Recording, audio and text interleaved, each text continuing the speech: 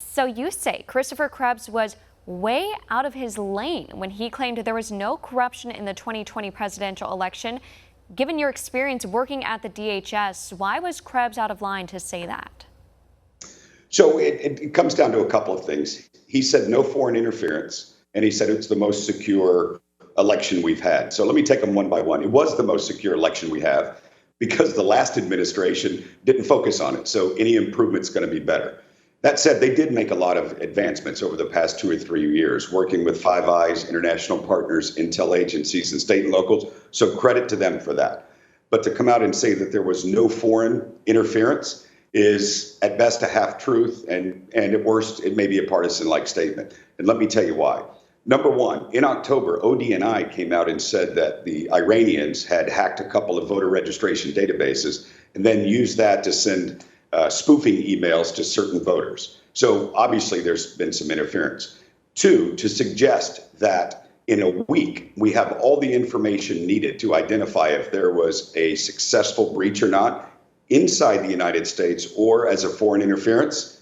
Look, the good Lord took 7 days to build the earth, right? And we're coming out and saying, no problem, nothing to see here. It's not accurate. And then I would also add to suggest that China, Russia, and the chubby guy in the pantsuit over on the 38th parallel told their entire army of hackers over the past 6 months, stand down, strains credibility. You definitely provide an interesting perspective given your experience, but let me ask you, we saw lawmakers on both sides of the aisle criticize the president's decision to fire Krebs. What would you say to those lawmakers who disagree with the president's decision? Well, I tell you, I was in D.C. a long time, and whenever I see both parties completely agree that some unelected person was fired by the president, we all served at the pleasure's president, it's just the alarm bells go off. Secondly, 59 security researchers all signed a letter a week ago saying nothing to see here, even though in the same letter they identified security problems associated with those software and voting machines.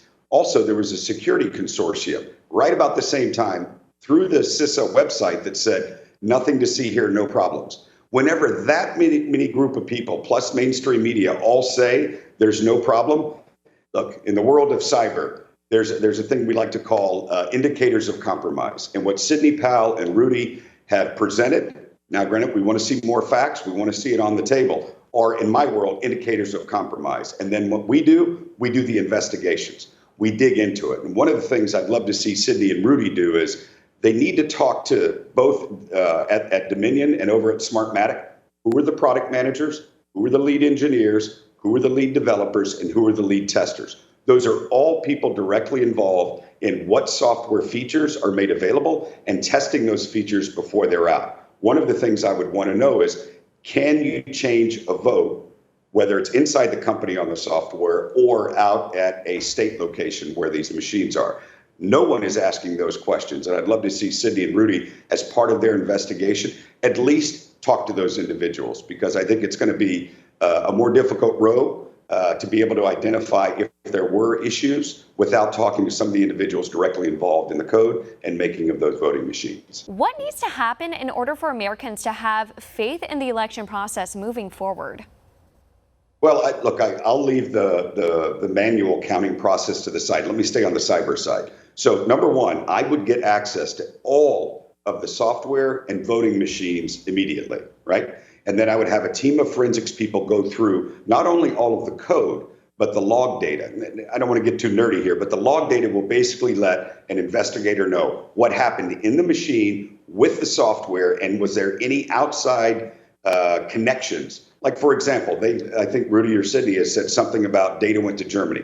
I don't know if that's true or not, but one of the things that I would do if I was investigating, I would look at all the system logs, because the truth lies in those logs. And I don't know if the DOJ, Rudy and Sidney, or maybe the locals are looking into that, but that would be, before I brought anything into court, I would have evidence that shows there was or there wasn't.